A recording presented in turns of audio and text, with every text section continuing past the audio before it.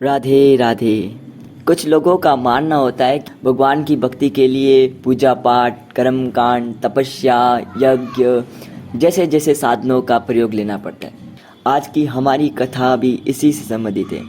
राजस्थान के पाली जिले में जैतारण गांव में, जैतारण तहसील में श्री कुबा जी महाराज का जन्म हुआ था। कुबा जी का वहाँ पर एक प्रसिद्ध मंदिर है जिन्हें केवलदास जी महाराज के भी नाम से जाना जाता है। आज की हमारी कथा केवलदास जी महाराज से संबंधित है। केवलदास जी महाराज की कथा को प्रेमानंद जी महाराज, जो कि राधा नाम जप करते हैं, राधा भक्ति को बढ़ाते हैं, उन्होंने भी कही है। तो मैं उन्हीं का नाम आश्रय करते हुए, श्री राधा चरणों में वंदन करते हुए आज की हमारी इस कथा को आरंभ करता हूँ। कुबा राम जी कुम्हार कुल में जन्मे कुबा राम जी का नाम जब गुरु के चरणों में आए तब गुरु ने उनका नाम केवलदास जी कर दिया। बिहारी की सत्संग ऐसी लगी कि दिल में श्री राधा प्रेम, श्री गुरु चरणों में प्रेम जग गया और सत्संग में जाते जाते भगवान की कृपा होने के कारण उन्हें गुरु की प्राप्ति हुई। एक दिन गुरु ने अपने ज्ञान में बताते बताते एक गुरु मंत्र दे दिया, जिनको उन्होंने स्वीकार कर लिया। गुरु ने बिना किसी इशारे किए हुए कहा कि संतन की सेवा यानी संत जनों की सेवा ही असली भगवान प्राप्ति होती है। संत जनों की सेवा करने से ही भगवान जल्दी प्राप्त होते हैं, भगवान उस पर अच्छी कृपा करते हैं। क्योंकि भगवान अपनी सेवा से इतने खुश ना होकर कि अपने भक्तों की सेवा से ज़्यादा खुश हो जाते हैं, और कोई उनके भक्तों की सेवा करता है तो भगवान उस पर रीझ जाते हैं। इसी प्रकार गुरुवर के इस इशारे को समझते हुए केवलदास जी महाराज ने अपने जीवन का लक्ष्य एकमात्र संत जनों की सेवा को तय कर दिया और संत जनों की सेवा में ऐसी मन की प्रीति लगाई कि उनके घर में आने वाले किसी भी संत को वह खाली हाथ नहीं जाने देते, उनकी सेवा करते। ज़्यादा मोह माया में नहीं पड़ते, केवल अपने कुमार होने के कारण अपने 30 घड़े बना देते, 30 मिट्टी के बर्तन बना देते। उन 30 मिट्टी बर्तनों में से एक मिट्टी का बर्तन बेचते थे। उस एक मिट्टी के बर्तन बेचने पर जो भी फायदा, जो भी लाभ प्राप्त होता था, उससे वो घर का खर्चा तथा संत जनों की सेवा करते थे। और बाकी शेष दिन राधा सिया राम के चरणों में, सिया राम के नाम जाप में लगा देते थे।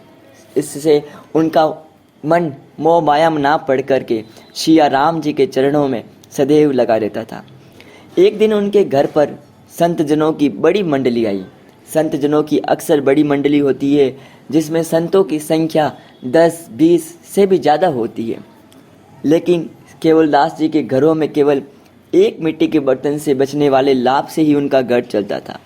20-30 लोगों की सेवा एक साथ करना उनके लिए असंभव था, लेकिन भक्तजनों की सेवा, संत जनों की सेवाओं में मन की प्रीति ऐसी लगी हुई थी कि उन्हें खाली हाथ नहीं बेच सकते थे। उनके लिए भोजन की व्यवस्था, उनके लिए प्रबंध करना उनका कर्तव्य बन गया था, उनका वो धर्म बन चुका था। केवलदास जी महाराज सोचते हैं कि क्यों ना ऋण लेकर संत जनों की सेवा कर दूं, और वह गांव में महाजनों के पास जाते हैं और ऋण की मांग करते हैं कि मुझे ऋण दे दीजिए, मैं कैसे भी आपका ऋण चुका दूंगा और मैं संत सेवा के लिए आपसे ऋण ले रहा हूँ। सभी महाजनों ने मना कर दिया, क्योंकि सभी को पता था कि केवलदास जी महाराज केवल एक मिट्टी के बर्तन को बेचते हैं और केवल एक मिट्टी के बर्तन को बेचने पर जो लाभ प्राप्त होता है उससे वो कर्जा नहीं चुका पाएंगे। इसलिए लगभग सभी महाजनों ने मना कर दिया। एक महाजन के पास वो गए अंतिम, और वो महाजन केवलदास जी महाराज की मजबूरी का फ़ायदा उठाते हुए कहा कि मैं ज़रूर आपको ऋण दे दूंगा, जो भी सामान आपको चाहिए संत जनों की सेवा करने में वो सभी मेरे यहाँ से ले जाइए, लेकिन बदले में एक काम करना होगा। केवलदास जी महाराज कहते हैं कि मैं सभी काम करने के लिए तैयार हूँ, आप बस अपना काम बताइए और मुझे सामान दे दीजिए। महाजन कहता है कि मेरी शर्त यह है कि आपको इसके बदले कुआं खोदना पड़ेगा। केवलदास जी महाराज कहते हैं कि बिल्कुल, मैं आपके लिए कुआं खोद दूंगा इस सामान के बदले में। यह राजस्थान की बात है, जहाँ पर पानी लगभग 80 फुट नीचे होता है, लगभग 80-100 फीट नीचे होता है। और वहाँ यहाँ की मिट्टी भी, क्योंकि पश्चिम राजस्थान में तो मिट्टी थोड़ी मुलायम है, जबकि हम अगर जियोग्राफी में थोड़ा राजस्थान के ईस्ट साइड जाए तो वहाँ पर अरावली पर्वतमाला आ जाती है, जिससे मिट्टी थोड़ी कठोर हो जाती है, टाइट हो जाती है, जिसे खोदना थोड़ा मुश्किल हो जाता है। केवलदास जी महाराज इसको स्वीकार कर लेते हैं और महाजन के यहाँ से सारा सामान जो उन्हें 20-30 संतों की सेवा के लिए चाहिए था, वो सारा सामान ले जाकर संतों की बढ़िया तरीके से सेवा करते हैं, उनका खान पान करते हैं, उनके मन की तृप्ति प्राप्त करते हैं और उनसे आशीर्वाद लेते हैं। जैसा कि वचन कह रखा था कि संतों की सेवा करने के बाद मैं कुआं खोदने आऊँगा, और अपनी सहायता के लिए वो अपनी धर्म पत्नी से भी निवेदन करते हैं कि मेरे साथ चलिए। धर्म पत्नी राजी हो जाती है और फावड़ा लिए हुए केवलदास जी महाराज महाजन के यहाँ पर चले जाते हैं और कुआं खोदने को तैयार हो जाते हैं। महाजन के यहाँ पर जाते हुए वो जैसे कुआं खोदते हैं, फावड़ा चलाते हैं, तो एक फावड़े के बाद में एक सिया राम का जाप करते हैं, एक नाम का उच्चारण करते हैं। इस प्रकार जैसे जैसे फावड़ा चलता है, जैसे जैसे सिया राम के नाम का उच्चारण चलता रहता है, और थोड़ी सी मिट्टी इकट्ठा होने के बाद में वो अपनी पत्नी से कहते हैं कि आप इस मिट्टी को यहाँ से निकाल कर बाहर रख दीजिए। यही काम चलता रहता है। केवलदास जी महाराज ज़्यादा नाम जाप के साथ साथ फावड़ा चलाते रहते हैं और जैसे मिट्टी इकट्ठा होती है, पत्नी मिट्टी को लेकर बाहर निकाल देती है और राम नाम के उच्चारण के साथ, राम नाम की स्वर की सुध्वनि के साथ कुआं खुदता चला जाता है। लगभग कुआं खुदने ही वाला होता है। अब 80 फुट तक नीचे चला गया होते हैं केवलदास जी महाराज, और लगभग अब बस 2-3 फीट की बात होती है, तभी मिट्टी का 1 फुट ऊपर से गिर जाता है। मिट्टी ऊपर से फट जाती है और मिट्टी जो 80 फुट नीचे चल केवलदास जी के महाराज के ऊपर गिर जाती है। केवलदास जी की महाराज पत्नी यह देखकर जोर शोर मचाती है, लोगों से सहायता मांगती है। आसपास के लोग इकट्ठे हो जाते हैं, लेकिन 80 फुट तक आदमी नीचे दब जाने के बाद में लोग सोच लेते हैं कि अब केवलदास जी महाराज नहीं बचे हैं, अब केवलदास जी महाराज का जीवन बचना भी संभव नहीं है और हम इतनी मिट्टी भी नहीं अकेले खो सकते। तो वो पत्नी को सांत्वना देते हैं, वो महाजन पत्नी को सांत्वना देता है कि इसकी जो भी कुछ सहायता वायता हो वो मैं कर दूंगा आपके लिए, लेकिन अब आप पति को प्राप्त नहीं कर सकते। पत्नी भी भगवान की इच्छा समझकर, मजबूरी को अपना कर्म समझकर स्वीकार कर लेती है और समझ लेती है कि केवलदास जी महाराज की जीवन लीला समाप्त हो चुकी है और वो 80 फीट नीचे दबे मिट्टी की में दब चुके हैं। लगभग 1 महीना हो जाता है। वहाँ जहाँ पर कुआं खोदने की लोकेशन थी वो एक राह के बीच में थी, राह के पास में थी। आने जाने वाले राहगीरों को वहाँ से राम नाम की ध्वनि की उच्चारण सुनी देती थी। पर जब ये राम नाम की ध्वनि थोड़ी तेज हुई, थोड़ी मधुर होने लगी, लोगों का मन रमने लगा, तो लोगों ने इसकी बात गांव वालों से की और सभी गांव वाले धीरे धीरे कुओं के पास जाने लगे और एकदम मीठी ध्वनि के साथ, एकदम मन को मोह लेने वाली ध्वनि, जो को मन की अमृत में रसा लेने वाली ध्वनि के साथ राम नाम के उच्चारण की ध्वनि कुएं से बाहर आती थी। ना सिर्फ केवल ध्वनि बल्कि खड़ताल भी राम नाम की ध्वनि के साथ बाहर आती थी। लोग सदैव वहाँ पर सुनते थे। एक बार वहाँ राह से राजा निकले और राजा ने यह ध्वनि सुनी। राजा ने पूछा कि यहाँ क्या हुआ, तो उक्त कथा का पूरा वर्णन राजा के सैनिकों ने और गांव वालों ने किया कि ऐसी ऐसी बात हुई है। केवलदास जी महाराज कुएं को खोते खोते नीचे दब गए। राजा ने आज्ञा दी कि मिट्टी को खोदी जाए और 80 फीट नीचे होने के बाद भी केवलदास जी महाराज को निकाला जाए, क्योंकि ये ध्वनि कोई शक्ति नहीं है बल्कि एक इंसान की ध्वनि लगती है। मिट्टी को खोदा गया और जब 80 फीट तक मिट्टी को खोदा गया तो तब देखा तो आश्चर्यचकित हो गए। भगवान की अपने भक्तों पर ऐसी कृपा अभी तक किसी ने नहीं देखी। केवलदास जी महाराज के ऊपर मिट्टी की एक गुफा बन चुकी थी, जिसके कारण मिट्टी उन्हें छू ही नहीं रही थी। वो उस गुफा के नीचे हरि नाम का जाप कर रहे थे, राधा नाम का जाप कर रहे थे, सियावर रामचंद्र जी का जाप कर रहे थे और उनके जाप में वो मधुरता, वो कोमलता धीरे धीरे आने लगी। आसपास देखा तो किसी प्रकार का मल मूत्र भी नहीं था। आसपास में बड़े बड़े सुंदर व्यंजन रखे हुए थे, पानी, उत्तम जल की व्यवस्था की गई थी। ये देखकर सभी आश्चर्यचकित हो गए। सभी ने देखने लगे कि ये व्यवस्था 80 फीट नीचे कौन पानी की व्यवस्था करे, कौन इतने सुंदर पकवान बनाए और केवलदास जी महाराज बच्चे कैसे। 80 फीट तक मिट्टी का मलबा होने के बाद भी बचना लगभग असंभव सा था।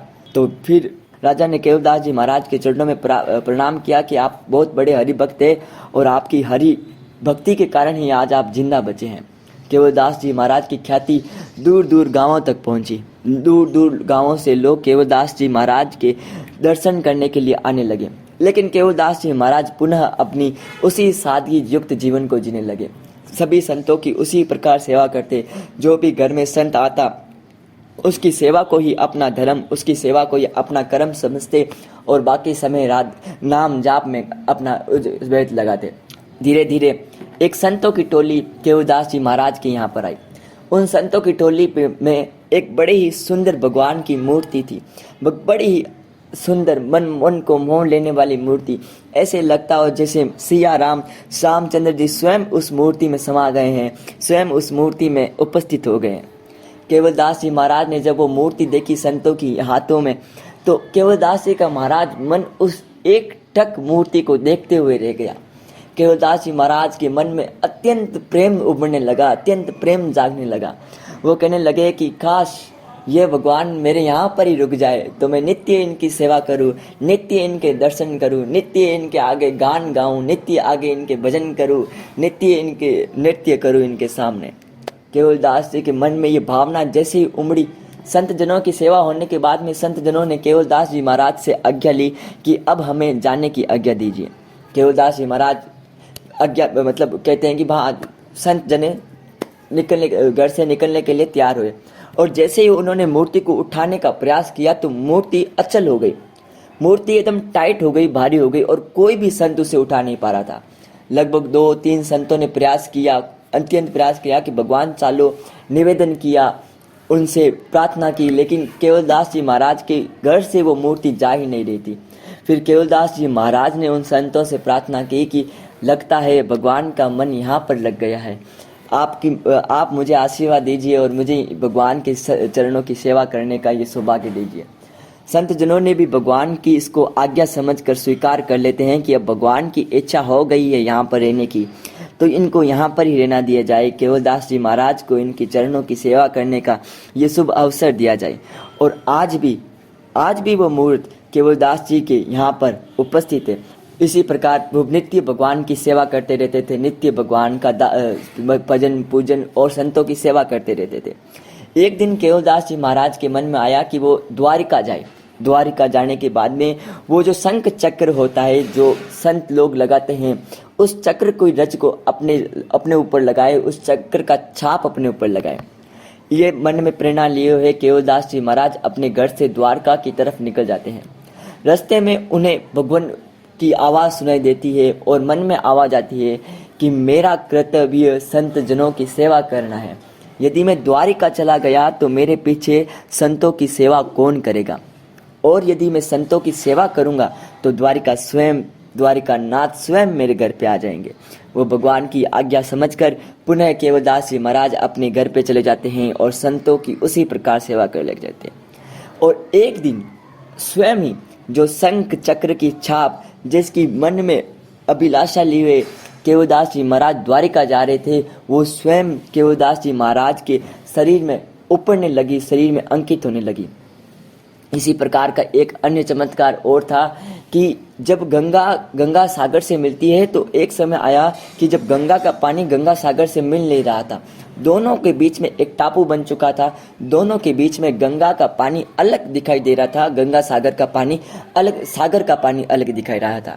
जब भक्तजनों ने केवलदास जी महाराज से ये बात की कि गंगा सागर में अब नहीं मिल रही है, गंगा सागर से अलग हो रही है, उनके पानी को आप अंतर देख सकते हो, तो केवलदास जी महाराज ने जिस पर वो अपने भजन किया करते थे, जिस पर वो नाम जाप करते थे, वो सुमिरनी उन भक्तों को दी कि आप जाइए और सागर में जाकर के खड़े होकर के ये सुमिरनी उन्हें सागर को दिखा दीजिए।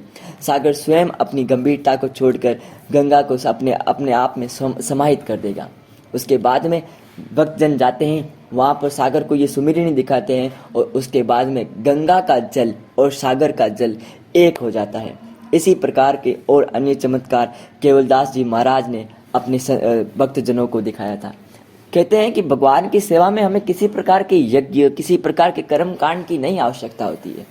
तुलसीदास जी महाराज भी कहकर गए हैं कि अगर भगवान को प्राप्त करना है तो आप उनके चरणों में बिक जाइए, उनको कह दीजिए कि मैं अब समर्पित हूँ अपने आप से, ना मैं अपने आप में हूँ, ना मुझ में कुछ है, ना मैं किसी का हूँ, ना कोई मेरा है। मैं आपका दास हूँ, मेरा मन आपकी भक्ति में है, मेरा कर्म आप हो, मेरा ज्ञान आप हो, मेरा मन आप हो, मेरा शरीर आप हो, अब आप मेरी गाड़ी चलाने वाले हो। इस प्रकार से पूर्ण रूप से भगवान को समर्पित करने के बाद ही भगवान की प्राप्ति होती है। मैं आशा करता हूँ केवलदास जी महाराज की इस कहानी से, इस कथा को आपके जीवन में अत्यंत लाभकारी होगी और कहीं ना कुछ छोटी सी जानकारी, छोटा सा ज्ञान जो मैं आपको दे पाया भगवान की कृपा से, राधा की कृपा से जो मैं आपको कह पाया वो आपको प्राप्त होगा। मैं आशा करता हूँ राधे कृपा आप पर सदैव बनी रहे, राधा नाम का जाप आप पर सदैव आपकी जबान पर रहे, राधा लाडली सदैव आपके ऊपर कृपा करे। राधे राधे। और पीवीटी राधा चैनल को आप जरूर सब्सक्राइब करिएगा ताकि हम राधे माँ के चरणों का बखान कर सके। जय जय श्री राधे राधे।